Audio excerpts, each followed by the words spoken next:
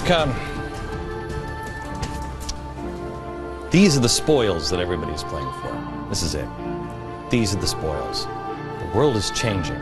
All of the power is going to change. I'm sorry, but America is going to change. The question is, will she survive?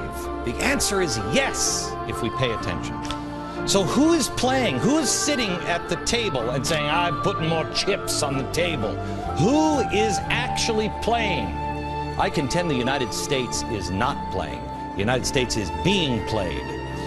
These are the players at the table, the real serious players. Everybody else is a clown. You have George Soros, you have Russia, China, and Islam. These are the players of the table. And if you look at each of these players, you will see they all have cards that they are holding. And you would say, if you just looked at their cards, who's going to win? Well, Soros, he is the ultimate capitalist. He has made billions of dollars, and he wants to slam the door shut on others. Now, I don't know if he even cares what the system is now. He just wants his own system, this open society thing. He has called for a new world order for years. Listen. You really need to bring China into the creation of a new world order, financial world order. It only gets more greedy as you get closer to Soros. This is a guy who's known as the man who broke the Bank of England. He's brought down economies before. The game George Soros is playing is a game where he will financially win. Soros and his allies, the allies in the government, and not just this government. He has allies in the labor unions. He has allies everywhere. Now, not the government and labor unions because he loves America and Democratic presidents or he supports the little guy in labor disputes, but because he believes they're cards that he needs to hold to win this pie, the accomplishment of his goal, the nouveau ordre. Now, how do I know that? From his own words. He has said he doesn't love the United States. He's said that the United States is the biggest obstacle to the open society, which is a form of government that he envisions. Quote, the main obstacle to a stable and just world order is the United States. So why would he want to hold these cards? Again, if you don't hold them, someone else is. Clear enough for you? Not a fan, not a patriot. He's a guy who wants fundamental transformation of America. Now, I don't believe the United States is the main obstacle to a stable and just world order. Do you? This man's playing for control of this. But is anyone reporting, or does anybody care? I believe we have always been the great last hope for the world, and we still are. Okay. He also has banking. He has the corporations through the Tides Foundation and things like that. He has the media. Hello, Fareed. Are you watching? Are you busy on the phone with Obama or Soros? The media. He has the radicals. He has communists who are joining with all of these groups. This man's a capitalist. Why would he have radicals? Why? Fuel. He has the churches. He's godless. Why is he funding so many church activities? The man is an atheist. Doesn't make sense unless you understand he's playing for the world. Next player at the table is Russia. You have, with Russia, they've got a lot. Most Americans completely dismiss them as a nation that we needn't concern ourselves anymore. It's a non-threat. But Russia is using communist countries like Venezuela. They are also playing a wicked game, co-opting the Middle East. They know if the control of oil, if you control oil in Europe, you got Europe. That's why they are building pipelines all through Europe. Look who's been building alliances with Europe. With Russia. It's Turkey. Last year, the two agreed to build the first Turkey nuclear plant, a project worth $20 billion. We can't build one here, but Turkey can? Russia is building one. Russia is the biggest trading partner in Iran. They're helping Iran build one. We can't build one, but Iran is safe to have a nuclear power plant. Also, Russia and Venezuela. Last year, the two countries promised to strengthen their bilateral ties. Russian even says the communist country has acted like a real friend. Aren't they? Didn't we just announce on this program last week that they're also building missile platforms in Venezuela?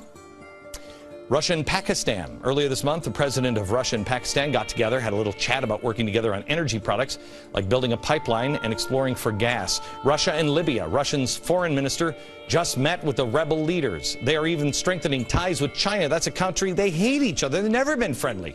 China pledged to be a key partner in Russia's plan to build up its Far East region, which is loaded with natural resources. Now let's take a look at China, shall we? I have to take a break. We'll come back and take a look at China, and then this one. And then what's the solution? Don't despair. There is hope, but you must know who's sitting at the table. Thanks.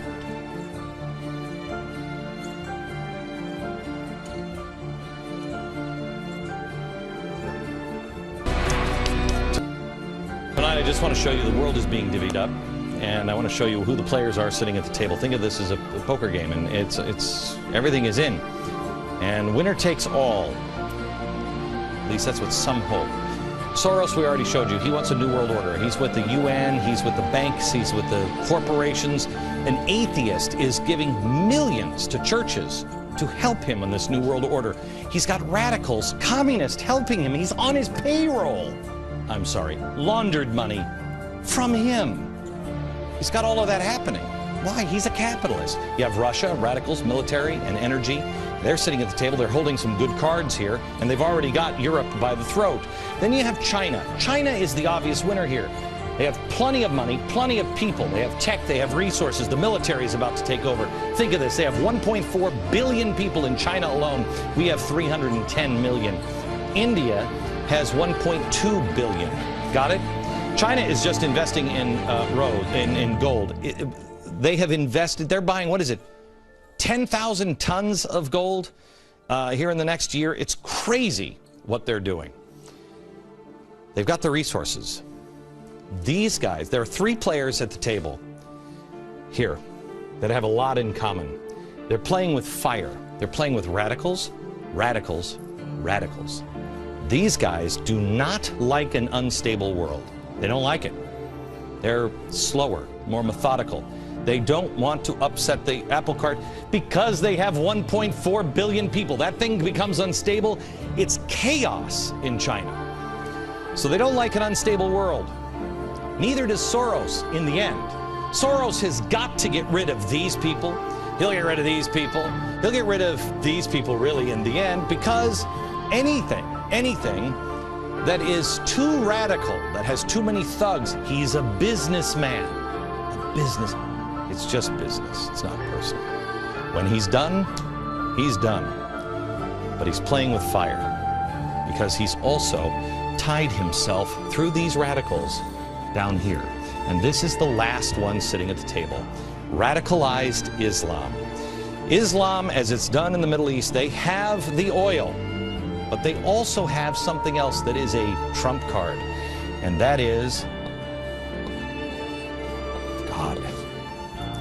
I should make that. They have faith. They have faith on their side. They believe in something. George Soros, all of his minions, they only believe in money. Faith in God trumps money every time. And everybody that he has to rule, he rules over. Are you for George Soros's plan? Do you even know what his plan is? How about Russia? Russia, radicals, they have to, both of them in the end, have to have a thugocracy. China is a thugocracy. And Islam, the ultimate. Chop your head off in the Middle East if you disagree. It's not the same Islam here, gang. Who gets control? Who gets control? They're all playing for the same world. But you notice I didn't say the United States is sitting at the table. We are a card. We're a card. We're not a player. If you don't think this has happened before, it has happened before. How did the most powerful naval force in the world for nearly 2 centuries just disappear? Remember when we started, we had to build new ships for England. How's that possible? On the Navy, on the Empire where the sun never set? How's it possible?